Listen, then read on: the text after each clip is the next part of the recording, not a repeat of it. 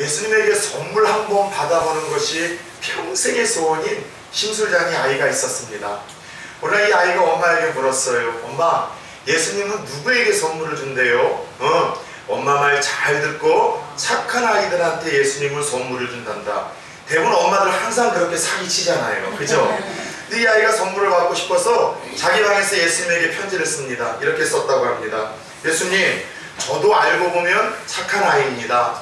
친구를 때린 적은 있지만 죽인 적은 없어요. 근데 여기까지 글을 쓰던 아이가 양심에 찔림이 있었는지 다시 지우고 편지를 씁니다. 예수님, 저는 사실 착하게 살지는 않았지만 앞으로는 부모님 말씀 잘 듣고 착하게 살겠습니다. 여기까지 글을 썼는데도 또 어린아이가 양심에 가책을 느끼는 거예요. 아무리 생각해도 자기가 착하게 살 아이로 변화되지 못한다는 거 자기가 안 거예요. 그래서 고민하다가 이 아이가 갑자기 자기 집을 나갔습니다. 그리고 조금 후에 마을 이 성당에 있었던 조그마한 성모 마리아상을 품에 숨겨서 자기 방으로 가지고 들어왔어요. 그리고 똑같이 다음과 같은 내용으로 편지를 씁니다. 예수, 내 어미를 인질로 잡고 있다. 어미를 살리고 싶거든 속히 선물을 보내라. 참 깜찍하다 못해 끔찍한 아이의 발상이라 할 수 있지 않겠습니까? 우리 주님 인간의 몸을 입고 이 땅에 오심을 기념하는 성탄절이 2주 앞으로 다가왔습니다. 옆에 분들하고 환하게 한번 인사해 봅시다. 메리 크리스마스. 메리 크리스마스. 어떤 성탄보다도 더 즐겁고 기쁜 일이 가득한 2016년도의 성탄이 되기를 축원합니다.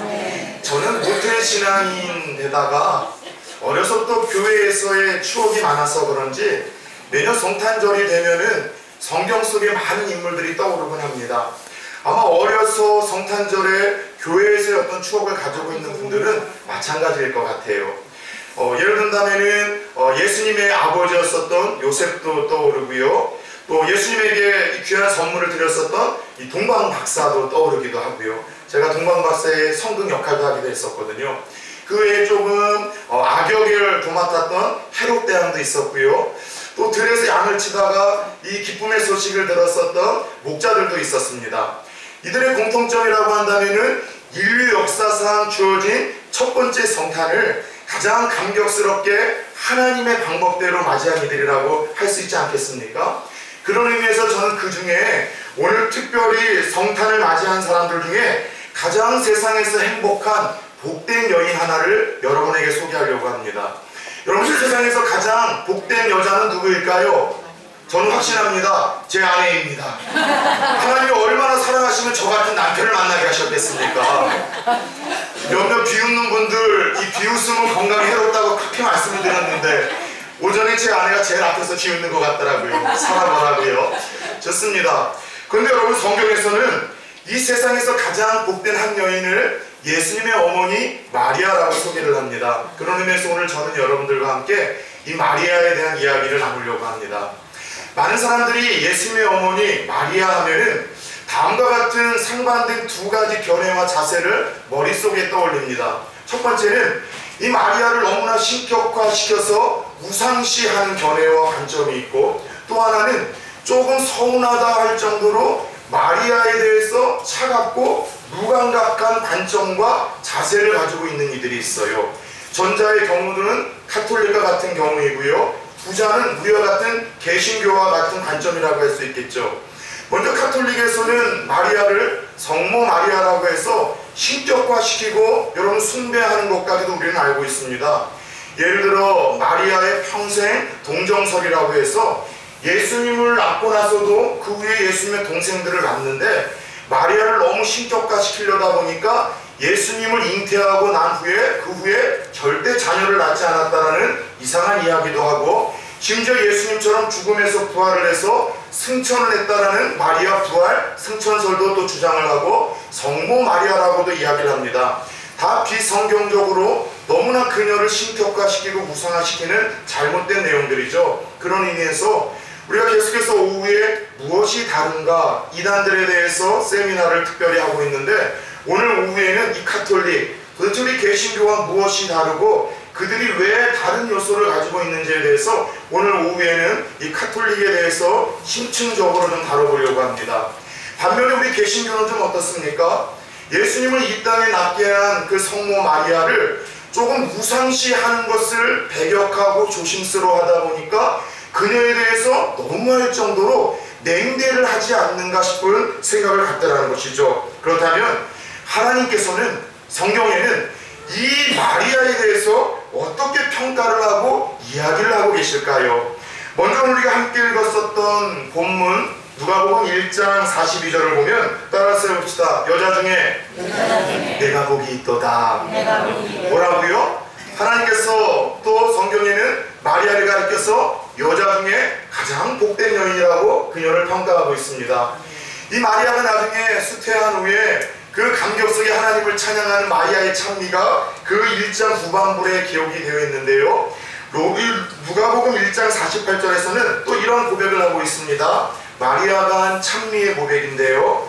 이제후로는 만세의 나를 복이 있다 일컬을 것이다.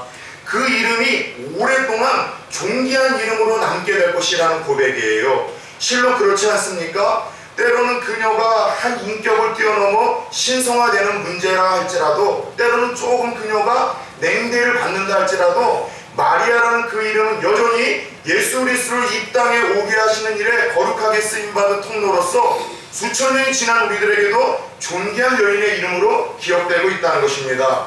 물론 예수님께서 성경에서 이 마리아를 복된 여인이라고 하는 것은 예수님이 그녀를 통해서 낳기 때문이에요. 메시아가 그녀를 통해서 낳기 때문입니다. 그러나 오늘 말씀을 보게 되면은 하나님은 마리아를 가리켜서 복된 여인이라고 이야기를 하는 것은 단지 예수님이 이 땅에 오는 거룩한 통로로 쓰임받기 때문이 아니라 그것을 넘어서서 그녀가 가지고 있는 하나님을 감동시켰었던 또 다른 이유와 또 다른 원인들이 있음을 의도적으로 설명해가며 이 성탄의 계절, 우리도 그 마리아의 신앙과 자세로 성탄을 맞기를 하나님은 도전하고 계시더라는 것이죠. 바라기는 이 성탄의 계절, 인류 역사상 첫 번째 성탄을 하나님의 방법대로 가장 기쁘게 맞이했을 이 마리아를 통해서 우리 또한 주 앞에 정말 복되다 인정받는 사람이 누군지를 바르게 깨닫고, 할렐루야, 더 나아가 그와 같은 꿈을 꾸심으로 이 성탄의 계절을 준비할 수 있는 저와 여러분들이 되어주길 준비하십시오. 주 예수 그리스도의 이름으로 축원합니다. 아멘. 그렇다면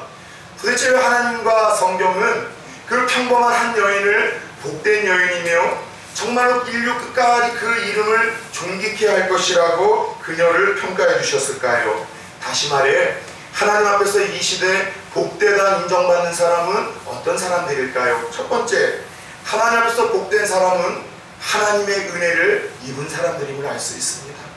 하나님의 은혜를 입고 그 은혜를 알고 그 은혜 때문에 감격스러움을 경험하는 사람, 그가 하나님 앞에서 이 시대에 복된 사람이라는 것이죠. 현대인들이 가지고 있는 잘못된 고정관념이 하나 있다면, 복 있는 사람, 복이 많은 사람이라면 어떤 자기 분야에서 성공을 하거나 부유함이 있거나 그것이 아니라면 어떤 특별한 능력을 가진 사람이 복 있는 사람이라 생각을 합니다. 그러나 성경에서는요, 마리아가 복되다고 하는 것은 능력이 있었기 때문이 아닙니다. 부유한 삶을 살아냈기 때문이 아닙니다.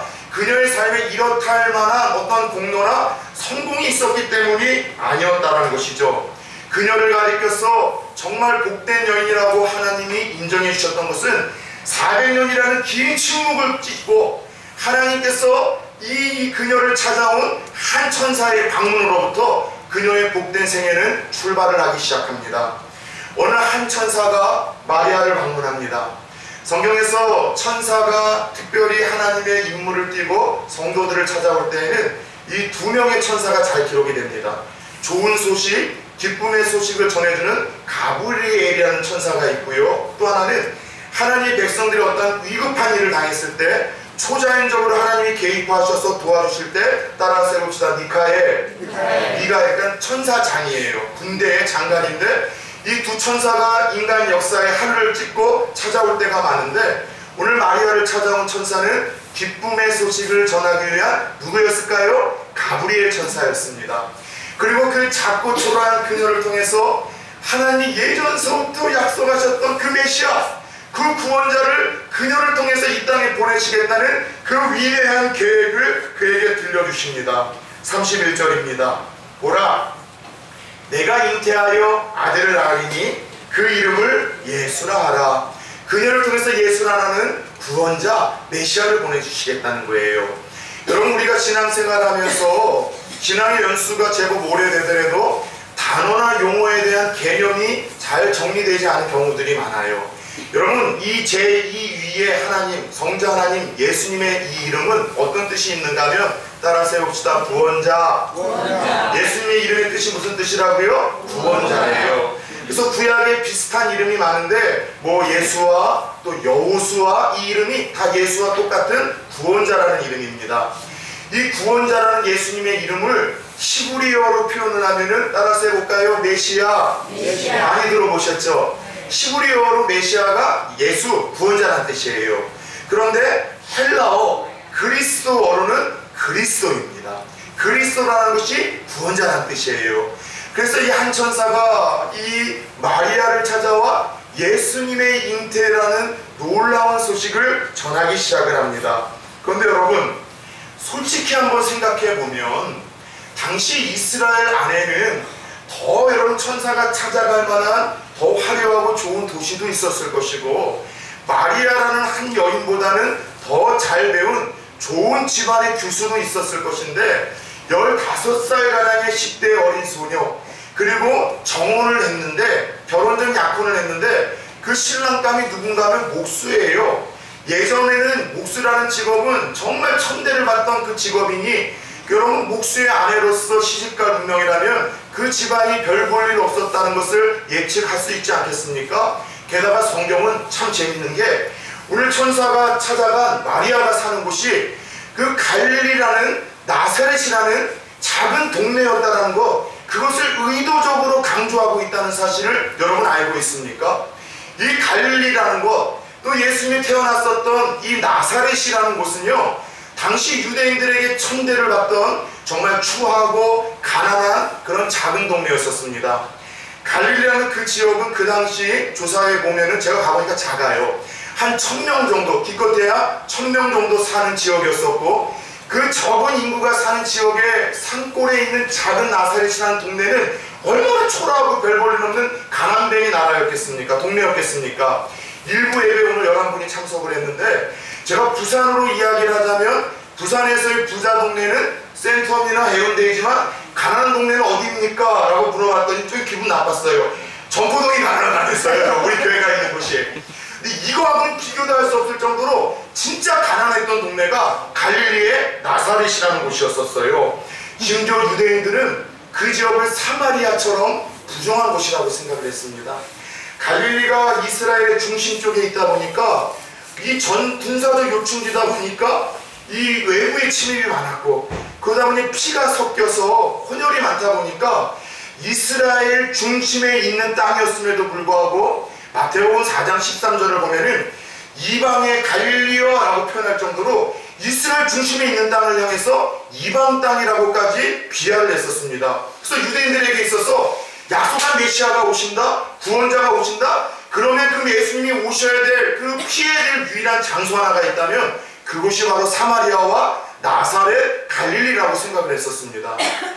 여러분, 그 사건이 기억나십니까? 예수님의 제자 빌립이 예수님을 만났습니다. 그리고 그분이 바로 그 메시아이고 구원자인 것을 알고 그 친구 나다나엘을 찾아가 전도를 하죠. 친구 나다나엘이요, 내가 오늘 그 약속한 메시아를 만났다, 구원자를 만났다, 예수님이 나타나셨다, 한번 와보라, 컴앤씨, 와서 보라고 이야기를 할 때 나다나엘이 뭐라고 반응을 했어요?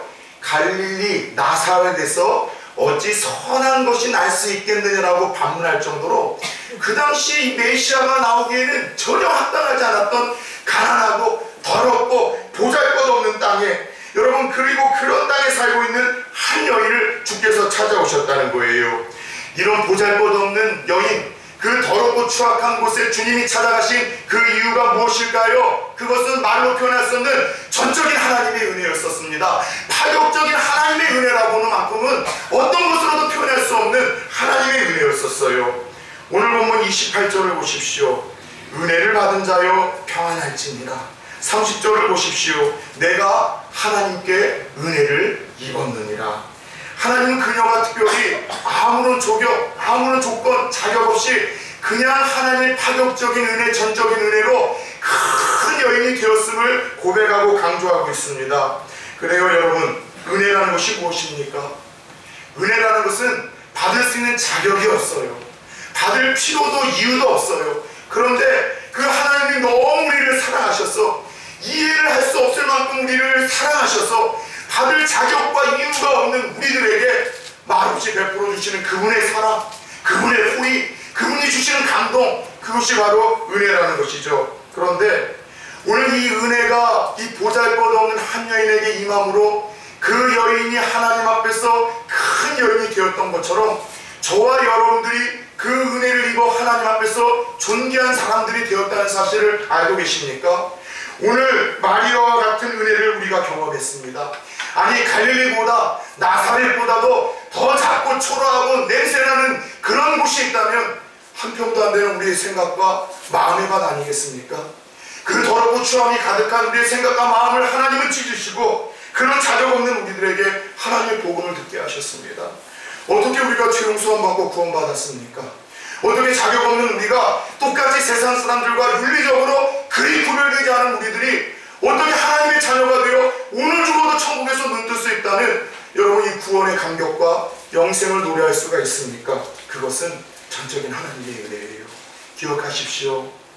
남들이 부러워할 만한 세상의 모든 성공의 조건, 행복의 조건을 다 갖췄다 할지라도 오늘 주님의 은혜가 내게 없다면, 그 은혜가 무엇인지를 모른다면, 그 은혜를 경험해 보지를 못했다면 그는 불행한 자라고 할 수 있어요. 그러나 세상이 말하는 모든 성공의 조건, 행복의 조건을 내가 가지고 있지 못하다 할지라도 주의 은혜를 입어 하나님의 자녀가 되었다는 그 사실에, 그 감동에 날마다 눈물을 흘릴 수 있고 하나님께 감사하며 찬양할 수 있다면 그가 하나님 보실 때 세상에서 가장 복된 자인 줄. 아멘. 오늘 아침에 예배 전에 한 집사님과 짧은 이야기를 나눴어요. 그 집사님 이런 이야기를 하더니, 목사님 오랫동안 신앙생활을 하지만 몇십 년 동안 단 한 번도 울어보기나 하나님의 은혜, 사랑이라는 걸 느껴보지 못했는데 요즘에는 매 순간 예배 때마다 말씀 때마다 그 하나님의 사랑이 느껴지고 그 하나님이 얼마나 좋으신 분인지를 깨달아져서 눈물 흘리는 일들이 참 많다라고 저에게 뜻하지 않은 간증을 하시기에, 집사님 오늘 말씀의 주인공이 바로 집사님이네요. 집사님이 한 그 하나님의 은혜가 우리 사랑하는 성도님들에게도 이 성탄의 계절에 주어지고 맛보아지고 깨달아지는 은혜가 있기를 정말 저는 그렇게 바라기를 오늘 올라왔습니다. 그래요, 참 복된 사람은 하나님의 은혜를 입은 사람입니다. 그 은혜를 알고 그 은혜 때문에 감격하고 그 은혜 때문에 찬양하는 삶을 사는 인생인데, 바로 같이 이와 같은 성탄의 계절 나를 향한 그 하나님의 사랑을 맛보아하는 은혜가 있기를 축복합니다. 네. 하나님이 나를 얼마나 존귀히 여기시고 귀히 여기시고 사랑하시는지 자격 없는 나, 그리고 더럽고 추악한 나에게 여전히 사랑하시고, 그런 나를 위해서 인간의 몸을 입고 이 땅에 오시고, 그런 나를 위해서 십자가의 피를 흘려주시고, 그런 나를 위해서 영생을 준비하신 그 하나님의 은혜가 구구절절히 깨달아지는 그런 성탄이 되어져 남은 2주 동안 감사와 찬양이 메마르지 않는 저와 여러분들이 되어지길 축원합니다. 두 번째, 하나님 앞에서 참 복된 사람은 자신을 정결한 그릇으로 준비하는 자입니다. 성경은 마리아를 가리켜서 그녀가 동정녀, 그러니까 남자를 알지 못하는 여인, 처녀였음을 강조합니다. 왜 예수님이 꼭 동정녀를 통해서 정상적인 남녀의 관계가 아니라 여인의 몸을 통해서만 오셔야만 했었을까요? 여러분, 예수님께서 오신 이유는 우리를 죄에서 구원하시기 위함입니다. 사람을 죄에서 구원하기 위하는 누군가가 피를 흘리고 대신 죽어야 되는데, 죄가 없는 자가 죽고 죄가 없는 피를 흘려야 되는데, 모든 정상적인 출생법으로 태어난 인간들은 부모로부터 죄의 유전자를 가지고 태어나요. 그래서 여러분, 우리는 죄를 지어서 죄인이라고 생각하지만 아주 어린 아이들도 부모로부터 죄의 유전자를 가지고 태어났기 때문에 죄인일 수밖에 없습니다. 그런데 예수님이 구원자가 되시기 위해서는 죄가 없는 몸으로, 죄가 없는 피로 오셔서 그 깨끗한 피를 흘리셔야만 했기에, 정상적인 남녀의 관계가 아니라 단지 죽으셔야만 했기 때문에 인간의 몸을 비루실 때 동정녀 한쪽 여인의 몸을 통해서만 오실 수 있다는 것이죠. 몇 년 전에 내셔널 지오그래피인가요? 거기서 나온 방송, 기독교 방송 아닙니다. 예수님의 수위라고 밝혀진 어느 한 천조각을 얻게 되어서 그거를 유전자를 조사했는데 너무나 놀라운 것은 정말로 그 피에서 부성으로부터 흐르지 않고 모성으로밖에만 가질 수밖에 없는 그 혈흔이 발견되어져서 전 세계인들을 깜짝 놀라게 했었던 일들이 있습니다. 오늘 궁금하면 한번 찾아가 보시면 쉽게 여러분 그 흔적과 그 방송 내용을 접할 수 있을 것입니다. 여러분, 남자를 알지 못하는 여인에게 여러분 하나님께서 찾아오셔서 말씀을 하십니다. 왜요? 깨끗한 여인이 없게 그녀를 하나님께서 귀하게 쓰시겠다는 거예요. 성경을 보면 일관성 있게 하나님이 귀히 쓰시고 아름답게 쓰시고 축복하신 경우들이 있습니다. 언제일까요? 디모데후서 2장 20절 21절을 제가 읽어드리겠습니다. 큰 집에는 금그릇과 은그릇뿐 아니라 나무그릇과 질그릇이 있어 귀하게 쓰는 것도 있고 천하게 쓰는 것도 있나니 그러므로 누구든지 이런 곳에서 자기를 깨끗하게 하면 귀히 쓰는 그릇이 되어 거룩하고 주인의 쓰임에 합당하여 모든 선한 일에 준비함이 되리라. 따라서 해봅시다. 자신을 깨끗하게 하면 하나님께서 역사 이후로 일관적으로 귀히 여기시고 축복하시고 아름답게 사용하시는 케이스는요, 자신을 거룩하고 깨끗한 그릇으로 여러분 준비해 나가는 자들입니다. 청년 사역을 하다 보니까 조금 규모가 있다 보면은 다양한 직업군들이 있습니다. 그리고 제가 섬겼던 청년들 중에는 연예인들이 제법 있었어요. 유명한 이들은 아니었지만 모델도 있었고요, 아이돌 가수들도 있었고요, 또 여러분 MBC 같은 데서 단역으로 또 여러분 출연하는 아주 괜찮은 여러분들 그런 탤런트들이 있어요. 그런데 그들을 상담하다 보면은 정말 여러분 정말 아픔을 가지고 있는 아이들이 많아요. 어느 날은 한번 어떤 한 청년이 이런 걸 가지고 왔습니다. 어려서부터 영화배우의 꿈을 꾸고 여러분 그런 예대에 갔고요. 좋은 예대입니다. 우리나라에 내노라 하는 유명한 여러분들 연예인들 배출시킨, 그리고 그렇게 모델 일과 겸해서 탤런트 일을 하다가 어느 날 여러분 울면서 찾아온 거예요. 목사님, 부모의 빽이 없는 한 여성이 이 연예계에서 성공한다는 것이 정말 불가능하다는 것을 요즘에 느끼고 있다는 거예요. 그게 무슨 말인가 하면 계속해서 여러분 그 추악한 이야기를 듣잖아요. 그게 실제 얘기예요. 아이돌 가수로 여러분들 등단하는 조건으로 대놓고서 여러분 성추행, 그리고 대놓고서 성상납을 요구하고 연결을 시키면서 이것만 해주면 등록을 시켜주겠다는 거예요. 그래서 여러분에게 얘기는 하지 못하지만 지금 왕성하게 활동하고 있는 아이들도 다 그 관계를 통해서 이렇게 된 거라고 이야기를 하면서 설득을 하더라는 거예요. 근데 이 아이는 신앙의 양심상 그럴 수가 없었어요. 어려서부터 배웠었던 하나님에 대한 믿음 때문에, 또 하나님에 대한 신앙 때문에 그 자신이 세상의 성공을 위해서 그렇게 타협할 수가 없었던 거예요. 저에게 찾아왔습니다. 나는 네가 내 평생의 간증의 주인공이 되었으면 좋겠다. 너는 믿음이 있기 때문에 고민하며 여기까지 온 건데, 너 나중에 남편 만나고 자녀들 태어났을 때 부끄럽지 않은 아내, 부끄럽지 않은 엄마가 되기 위해서는 네가 신앙으로 포기했으면 좋겠고, 그러면 하나님께서 너의 길을 꼭 축복하실 텐데 그것 때문에 평생에 내 목회에서 너의 이름을 내가 들먹거리며 간증할 수 있는 주인공이 되게 해달라. 그리고 그 아이는 그날 기도에 그렇게 서원을 했습니다. 그리고 이 딸의 기도 제목은 그날 이후로 하나님, 거짓말 아니고 이동환 목사님의 간증의 주인공이 되게 하여 주시옵소서. 요즘에 저희 이 설교를, 영상을 외부에서 막 100명 이상씩 막 보고 그러니까 이름을 제가 얘기 못 하겠어요. 또 누군가 또 전에 또 제자들이 보고 추적을 할까봐. 그런데 이 친구가 그때 교회에 어려움이 있어서 거의 1년 365일 저녁 새벽 저녁 기도가 있었는데 늘 같은 자리에 같은 시간에 나와서 가장 늦게까지 하나님께 울면서 기도를 하는 거예요. 그리고 하나님 주신 감동 때문에 갑자기 생뚱맞게 스튜어디스에 대한 꿈을 꾸기 시작했고 공부를 하면서 도전을 했는데 거짓말 아닙니다. 뻥치는 거 아닙니다. 첫 번째 도전한 이 스튜어디스 한번 워밍업으로 한다고 했는데 첫 번째 통과가 됐어요. 2차에서 통과가 됐어요. 물론 계속해서 올 때마다 기도 제목을 나눴고 축복해줬습니다. 3차에서 통과가 됐어요. 대한항공 승무원이 되는데 4차까지 가더군요. 와, 보통 힘든 거 아니더라고요. 4차까지도 가서 승무원이 되어져서 국제 여러분들 항공기 타다가, 그리고 최근에는 연락이 좀 끊겨졌는데 SNS를 통해서 정보를 받다 보니까 좋은 남자를 만나서 결혼했는데 기분 나쁠지 모르, 저 좀 비슷하게 생긴 남자를 좀 만난 것 같아요. 그리고 아이까지도 나서 행복하게 사는 걸 보면서 얼마나 기뻤는지 몰라요. 그리고 하나님이 저에게 분명한 음성을 주셨습니다. 그래, 하나님은 살아계신 분이다. 약속대로 믿고 약속대로 순종하고 약속대로 포기하여 자기 자신을 거룩한 그릇으로, 정결한 그릇으로 하나님 앞에 준비하는 자들에게 하나님은 반드시 은혜를 베푸시는 살아계신 분이라는 것을 깨닫게 하셨다는 것이죠. 그래요, 주 앞에 깨끗한 그릇으로 자신을 준비해 나가는 자들을 하나님이 찾으시는 줄 믿으시길 바랍니다. 그 사람들께서 놀라운 역사를 이루어가신 줄 믿으시길 바랍니다. 그들을 가리켜서 크고 존귀한 자라고 하나님이 평가해 주신다는 사실을 기억하십시오. 끝으로 하나님 앞에서 복된 인생은 희생을 각오하고 순종하는 자입니다.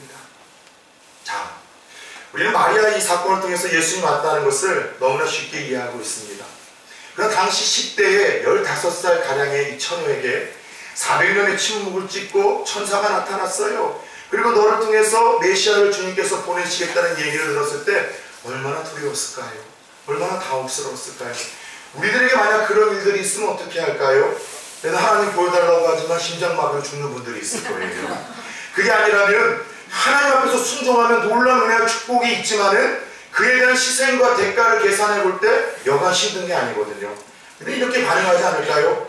하나님 말씀을 순종하면 좋은 건 압니다. 하나님 축복해 주실 것도 목사들 통해서 많이 들었습니다. 그런데 그에 대한 대가와 희생이 너무나 만만치 않은데요. 하나님 하필이면 왜 남이니까? 시간 많은 아무개 장로 있고 시간 많은 집사 있고 요즘에 열심히 내고 있는 아무개 성도 있는데 그 사람의 그 일 맡기고 그 일을 하자라고 하나님 이야기해 주십시오. 이게 우리의 일반적인 반응이겠죠. 그런데 오늘 큰 여인이라고 인정받았던 이 마리아 10대의 소녀의 반응은 무엇이었어요? 38절입니다. 마리아가 이르되 주의 여종이 오니 말씀대로 따라 세웁시다. 말씀대로 내게 이루어지리이다. 희생을 각오하는 순종을 하고 있어요. 근데 여러분, 여기서 내게 이루어지리라는 이 말씀이 헬라어로는 게노이토라는 단어가 쓰였는데 이 단어는요 적극적으로 원하는 마음에 쓰이는 표현이에요. 하나님, 아멘, 내게 주십시오. 내가 쓰임받기 원합니다. 내가 하나님의 도구가 되고 싶습니다. 적극적으로 자원하여 서원하는 그 표현이 게노이타라는 표현이에요. 마리아는 자신을 통해서 메시아가 오겠다는 하나님의 말씀을 들었을 때 마지못해서 피하려고 하다가 억지로 순종했던 것이 아니라 오히려 적극적으로 아멘, 부족한 주의 여종이 어떻게 하나님의 은혜를 입을 수 있겠습니까? 어떻게 하나님의 뜻에 도역할 수가 있겠습니까? 어떻게 하나님의 이 일에 쓰임받을 수 있겠습니까? 나를 통해서 이 일이 이루어지기를 사모할 때 그 믿음에 감동받으신 하나님이 그 여인을 큰 여인으로 인정해 주셨다는 것이죠. 그런데 오늘 이 마리아의 고백이 얼마나 위험한 고백이라는 거 우리가 알고 있지 않습니까? 요즘에는 결혼 전에 임신하는 게 최고의 혼숙감이라면서요. 세상 사람들 그렇다 하더라도 예수 믿는 사람들은 절대 그래서는 안 됩니다. 부끄러워해야 돼요. 세상 사람들은 최고 혼숙감이라고 하지만 여러분, 우리 나이도 7, 80년대만 해도 처녀가 애를 뵙는 것은 부끄러운 수치였었습니다. 근데 예수님 당시에 약혼까지 했었던 처녀가 애를 갖는다고요? 이건 뭘 의미하는지 아십니까? 죽을 수 있어요. 돌 맞을 수 있는 겁니다. 가문의 수치이고 파손당했을 것이고요. 평생 더러운 여인으로 손가락질을 받는 불행한 삶을 여러분 자초하는 그런 고백이었었습니다. 그럼에도 불구하고 그녀는 알았겠죠. 그러나 결단합니다. 그러나 순종합니다. 내 자존심 필요 없어요. 내 계산 필요 없어요. 내 유혹 필요 없어요. 부족한 나에게 하나님의 은혜가 임하여 내가 하나님의 나라를 위해서 쓰임받을 수 있다면 아멘, 하나님 그거면 됩니다. 그리고 자신이 감당해야 될 희생도 알고 대가도 알고 자존심이 무너지는 것도 알고 생명의 위협과 손해도 알지만 자신의 몸과 삶을 하나님께 게노이토 내게 이루어지기를 원하나이다. 하나님에게 고백을 해요. 여러분, 이것이 하나님의 은혜를 맛보아하는 자들의 특징인 것 같아요. 세상에서 제일 좋은 화장품은 랑콤, 크리스찬 디오르 이런 게 아니라 샤넬 14번 제일 예쁘다면서요. 갈 때마다 사다 줍니다. 근데 최고의 여러분 화장품은 저는 은혜예요. 여러분, 청년들이 많아도 시집 잘 가는 것들의 특징이 뭐냐면 은혜가 있어요. 은혜가 있어요. 오늘 저 뒤에 온 우리 민정이라는 저 딸 제가 참 이뻐하는 딸인데 얼마나 예쁜지 몰라요. 아직까지 솔로입니다. 바랍니다. 여러분 좋은 처자가 있으면 좀 연결 좀 해주십시오. 그런데 여러분 은혜가 있는 사람들에게는요 묘한 영적인 매력이 있어요. 아름다워 보여요. 가까이 하고 싶어요. 기뻐요. 찬양이 넘쳐요. 이게 은혜를 받은 사람들의 특징이에요. 옆에 분들 한번 봅시다. 그리고 한번 축복합시다. 은혜를 받은 자요 평안할지어다. 여러분 은혜를 받은 자의 특징. 그런데 은혜를 입은 자들에게 충만한 자들에게 나타나는 가장 두드러진 특징은요 계산 없이 토달지 아니하고 설득하려고 하지 아니하고 하나님이 나를 통해서 무언가를 이루시겠다고 요청하실 때 바로 그것에 순종하는 적극적인 헌신이 나타나더라는 거예요. 여러분 그리고 순종하고 헌신하는 이들에게 하나님은 살아계심을 보이시고 또 그들에게 여러분들 약속하신 것들을 채워주시는 그런 분이라는 것이죠. 이처럼 인류 역사상 첫 번째 하나님을 감동시켰었던 성탄은 하나님의 은혜에 감사해서 자신의 목숨까지도 내놓은 한 여인의 헌신과 순종으로 시작됐다는 것을 우리는 잊어서는 안 됩니다. 제가 제 평생에 처음으로 사랑했던 여인이 있었습니다. 저는 좀 조숙해요. 제가 이 얼굴 중학교 3학년 때서부터 나이트클럽 다녔다고 했잖아요. 제재를 안 받았어요. 중학교 3학년 이후로 저를 부르는 호칭은 다 아저씨였습니다. 학생 소리를 한 번도 못 들었어요. 모든 게 조숙하다 보니까 저는 아주 어렸어. 한 7살 때서부터 이제 첫사랑이 시작됐어요. 그런데 처음 고백합니다. 제가 처음으로 사랑했던 여인이 있었는데 근데 그녀는 이미 남편이 있었던 여인이었습니다. 제 어머니였어요. 그죠? 이상하게 생각하지 마십시오. 제 아버지가 있었으니까요. 그런데 참 제 어머니는 참 저희 집안에 살리신 분이에요. 저희 집안은 우리 오형제가 다 예수를 믿습니다. 다 장로, 권사, 집사, 그리고 목사가 한 3가정 되고요. 또 자나부님이 목회자 하시다가 돌아가셨으니까. 그리고 4분의 1가 친척들도 거의 다 예수를 믿어요. 근데 30년 전만 해도 그놈의 술 때문에 여러분들 단명하는 그런 여러분 집안이었었어요. 술 한 번 마시면은 끝까지 마시는 집안. 저한테도 그 유전자가 흐르고 있어요. 그래서 가끔가다 술이 땡길 때마다 저는 여러분 누구를 찾아요? 우리 주님을 찾지요. 근데 여러분 저희 집안이 이렇게 각자의 자리에서 하나님의 나라에서 열심히 사역을 하고 또 온 사돈이 일가가 예수를 믿고 행복하게 살 수 있었던 거에는 저희 어머님의 순종과 헌신이었었습니다. 제가 알지 못하는 얼굴을 보지 못한 두 형님이 제가 태어나기 앞서 전에 갑자기 2살 때 그리고 100일 때 돌아가셨대요. 그 충격으로 아들을 잃은 어머니의 마음을 여러분 이해하십니까? 그 충격으로 밤 미쳐져서 실성을 하고 다니시다가 아주 어렸을 때 성탄절에 알사탕 하나 친구 초청 받아서 갔다가 까먹은 기억이 나서 모에 이끌리던 교회를 갔다가 그날 이제 하나님을 만나신 거예요. 그런데 여러분 평생에 걸쳐서 그렇게 절간에서 여러분들 절하고 여러분 정말 1년에 몇 차례씩 용한 무당들 불러다가 동네 푸닥거리 그 굿을 주도하던 그 집안에서 가장 큰 맏며느리가 예수에 미쳤다니까 어떤 시어머니 시아버지가 그걸 허락을 하겠습니까? 밤에 하나님 나가 기도하고 돌아올 때는 밤에 대문을 잠가버린대요. 추위에 따라서 아이와 제가 우리 어머니가 죽을까봐 그렇게 밤새 몇 시간씩 뛰면서 그렇게 보내셨다고 합니다. 어려서부터 제 어머니에 대한 기억은 그거예요. 항상 어두운 밤에 엎드리셔서 늘 우시면서 기도하시는 거예요. 자녀들을 위해서, 교회를 위해서.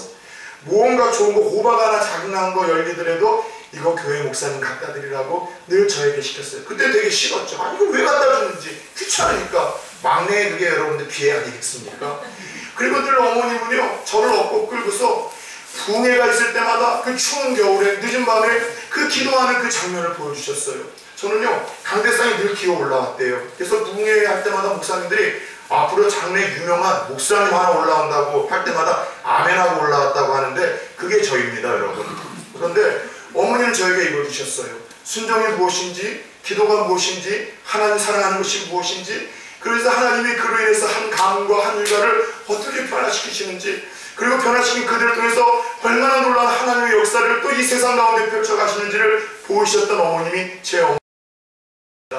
한 여인의 복음에 감격하여 그 은혜를 입어 순종한 그 삶이 자녀들에게 어떻게 예배드리고 어떻게 기도하고 어떻게 하나님을 사모하고 순종하는지를 보여줬던 그 어머님의 그 씨앗이 또 다른 열매들로 맺어 곳곳의 교회에서 그렇게 몸된 교회와 주의 종들을 애틋하게 섬기는 일꾼들과 가정과 자녀를 만들었다는 것이죠. 사랑하는 여러분, 2016년의 성탄절을 기다리며 하나님 앞에서 복되다 인정받은 마리아에게 우리는 성탄의 정신과 믿음을 다시 한번 배워보고 싶습니다. 어떻게 해요? 첫째, 더럽고 추한 나를 구원하기 위해 이 땅에 오신 하나님의 은혜를 곱씹어 봅시다. 그리고 그를 향한 감사와 찬양이 회복되는 2주의 성탄이 되었으면 좋겠어요. 주께서 쓰실 만한 깨끗한 그릇, 정결한 그릇도 우리 자신들을 다시 한번 회복시켜 나갑시다. 부정적인 생각이 요즘에 꽉 차 있습니까? 어두운 생각이 꽉 차 있습니까?